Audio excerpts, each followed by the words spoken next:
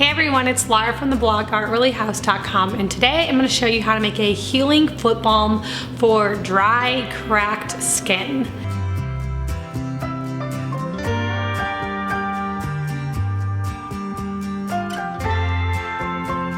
So about a month ago, I was at the farmer's market. I walked past a stand that had some local honey for sale, and they also sold all kinds of products using their beeswax. And they had a foot balm there that I was very interested in because I don't know about you, but after like a long winter of like dry skin, also I don't wear my shoes a lot in the summertime. The skin on my heels can be very cracked and just the bottom of my feet are dry.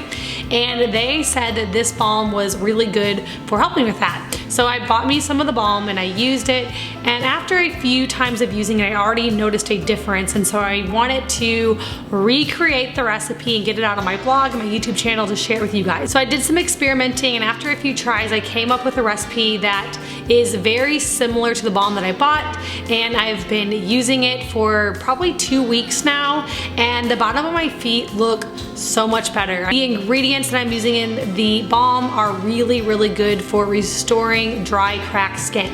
So if you have heels that are very dry, or maybe a patch of eczema or like dry patches on your elbows or up on your shoulders or somewhere where that's some of the most common places, but anywhere we have really dry skin that needs to be restored, this balm is going to be very helpful for that. So in here I'm using some beeswax, shea butter, and then I'm using a carrier oil. I'm using jojoba oil because that oil is really good for dry skin. Now if you prefer to use a different carrier oil, coconut oil, rose hip oil, sweet almond oil, even olive oil would be fine. Any of those carrier oils will work the same in this recipe. So to get started, I'm just going to measure out my beeswax and my shea butter. I am doing equal parts of those in my saucepan here, and I'm gonna melt them together, and then we'll add in the other ingredients. So for my recipe, I'm gonna do 1/4 cup of each of these. And you see here I have, this is something that I found on Amazon, which I'll link it below, and this works really good for your foot balm. But I also have an empty deodorant container. I make my own deodorant, and this one was just empty, and so this is another thing that you can put it in if you have store-bought deodorant, you save a container, or you make your own, or if you don't have anything, you can buy both of these on Amazon, so I'll link them below. Now you could also put this just straight in a mason jar and take it out like a cream, but I do find that the stick works really well for applying, especially because this is pretty hard and solid because of the beeswax, so it works really well rubbing it onto the bottoms of your feet. But if you prefer to put it just in a mason jar, that will work too. So for my recipe, I'm going to be doing 1/4 of a cup of each of the beeswax and shea butter.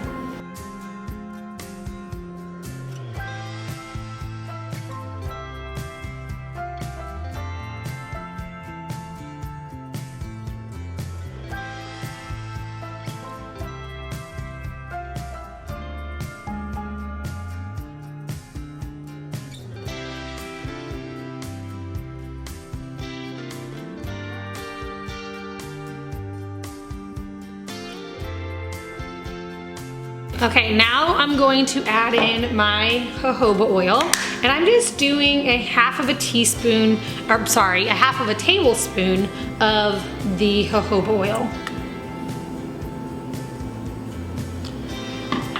Okay, so I'm just going to stick this on the stove and melt the ingredients over low to medium heat. You want to make sure that you watch it closely. Beeswax can burn, so you can put this in a double boiler that will help it from burning, or you can just do it really low heat and stir it often to make sure that your beeswax doesn't burn. And then once everything's melted, I will remove it from the heat, and then we'll add in the remaining ingredients. Okay, so now that all of my ingredients are melted, I'm just going to add in about 1/2 of a teaspoon of vitamin E oil. Vitamin E oil has some amazing benefits for the skin and can really help restore dry, damaged skin. So that's why I'm putting that into this recipe. And then I'm going to add in some peppermint essential oil. I'm just doing about 10 drops in here. Peppermint has some really good cooling and soothing effects for the skin. It is one of my favorite oils to put into lotions and balms like this. Now, you could also use a lavender or tea tree essential oil. Tea tree is very good for skin. It has some great cleansing and purifying properties, so that's another one. Or you could do a blend of oils if you prefer. So the oils will give you some extra benefits and it'll give it a really pretty aroma. Okay, so now what I'm going to do is I'm just going to add this into my deodorant container. I should also mention real quick that after I remove this from the heat, you want to allow it to cool slightly before adding in your essential oils and your vitamin E oil. That'll just help it to not dissolve quickly and also not take away any therapeutic benefits of your oils. So I let it get back down to about 120 before adding those in. And then I will just pour it into my deodorant container here. And this amount will fill 2 containers.